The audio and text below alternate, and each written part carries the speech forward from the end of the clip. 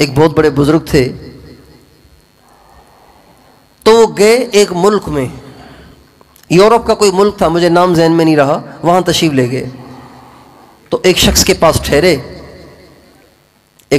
ٹھہرے، جو ان کے مرید تھے، جو ان کے معتقد تھے، ان کے پاس جا کے ٹھہرے۔ تو انہوں نے ایک دفعہ باتوں میں کہا کہ حضرت آپ میرے بیٹے کے لیے دعا کریں، میرا بیٹا دہریہ ہو گیا ہے۔ دہریہ کسے کہتے ہیں؟ جو کہتا ہے کہ یہ زمانہ خود چل رہا ہے، اس کا چلانے والا کوئی نہیں ہے، اللہ کوئی نہیں ہے، بس یہ زمانہ خود چل رہا ہے، یہ سارا نظام خود ہی چل رہا ہے، اللہ واللہ کوئی نہیں ہے، نعوذ باللہ، اللہ کا انکار، اللہ کے وجود کا انکار۔ تو اس نے کہا جی حضرت میرے بیٹے کے لیے دعا کریں، وہ دہریہ ہو گیا ہے۔ تو فرمانے لگے اچھا ٹھیک ہے، اس کو بیعت کرا دو۔ کہ حضرت وہ اللہ کو نہیں مانتا، وہ بزرگ کو کیسے مانے گا؟ بیعت تو وہ کرتا ہے جو کسی کو بزرگ مانے اور بزرگ مان کے اس کے ہاتھ پہ ہاتھ رکھ کر کہے کہ میں توبہ کرتا ہوں، گناہ نہیں کروں گا۔ وہ تو اللہ کو ہی نہیں مانتا، تو وہ بیعت کیسے کرے گا؟ فرمایا اس کو بیعت کرا دو۔ اچھا جی، اب اتنے بڑے اللہ والے نے بات کہہ دی، تو یہ باپ گیا اپنے بیٹے کے پاس، کہا بیٹا آپ کو پتہ ہے ہمارے پاس پاکستان سے بہت بڑے بزرگ آئے ہوئے ہیں؟ کہا آئے ہوں گے۔ تو کہا بیٹا میری ایک خواہش ہے، میری ایک آرزو ہے، آپ پوری کریں گے؟ کہا ہاں ابو آپ بتائیں کیا بات ہے؟ کہا بیٹا آپ ان سے بیعت ہو جائیں نا، آپ ان سے بیعت ہو جائیں۔ کہا ابو میں تو اللہ کو نہیں مانتا، میں آپ کے بزرگ کو کیسے مانوں گا؟ بیعت تو ایک عہد و پیمان اور وعدہ ہوتا ہے، میں تو اللہ کو ہی نہیں مانتا، تو میں بیعت کیسے کروں گا؟ کہا بیٹا بے شک مجھے پتہ ہے کہ آپ اللہ کو نہیں مانتے، قیامت کو نہیں مانتے، آخرت کو نہیں مانتے، موت کے بعد کی زندگی کو نہیں مانتے، لیکن میں آخر باپ بھی تو ہوں نا، آخر میرا بھی تو آپ پہ کوئی حق ہے، مجھے ہی خوش کرنے کے لیے آپ بیعت کر لیں۔ کہ ابو آپ کا زیادہ اصرار ہے تو میں کر لیتا ہوں، باقی میں نہیں مانتا ان چیزوں کو، کون اللہ والا کون اللہ، میں نہیں جانتا ان چیزوں کو۔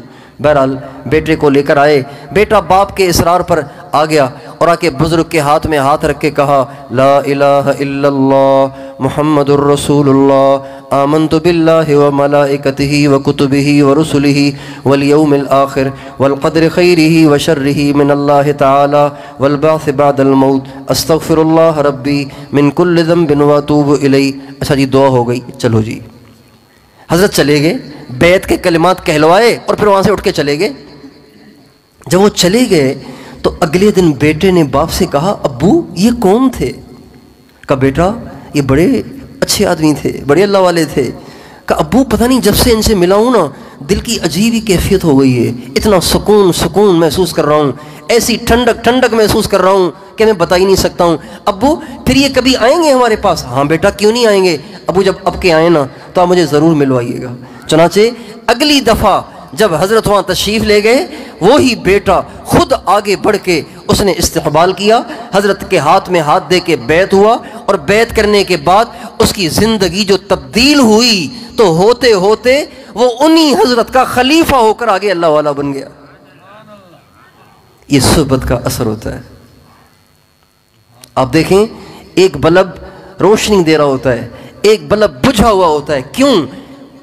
وہ بجھا ہوا ہوتا ہے جس کا کنیکشن نہیں ہوتا، اور جس کا کنیکشن ہوتا ہے وہ جل رہا ہوتا ہے، خود بھی روشن ہوتا ہے، کتنی دیواروں کو روشن کر رہا ہوتا ہے، کتنے دروازوں کو روشن کر رہا ہوتا ہے، زمین کے کتنے حصے کو روشن کر رہا ہوتا ہے، کیوں؟ اس لیے کہ کنیکشن ہے۔ کنیکشن کے بغیر بڑے سے بڑا بلب، یہ جو بڑی بڑی سرچ لائٹیں نہیں ہوتی جو لوگ لگاتے ہیں پورے گراؤنڈ کو روشن کرنے کے لیے، اتنی بڑی لائٹ ہے لیکن اس کا کنیکشن نہیں ہوگا، کچھ بھی نہیں ہوگا، اتنا سا زیرو، آپ اس کو کنیکشن دے دیں وہ روشن ہو جائے گا۔ اس لیے کبھی کسی مسلمان کو بے کنیکشن نہیں ہونا چاہیے، نان کنیکشن نہیں ہونا چاہیے، بغیر کسی اللہ والے کی صحبت کے بغیر نہیں ہونا چاہیے۔ ہمارے جتنے اہل اللہ گزرے، ہمارے جتنے اکابر گزرے، وہ سب کے سب کسی اللہ والے سے جڑے ہوئے تھے، ہمارا کوئی بھی اس سے بڑا خالی نہیں ہے۔ آپ دیکھ لیجئے۔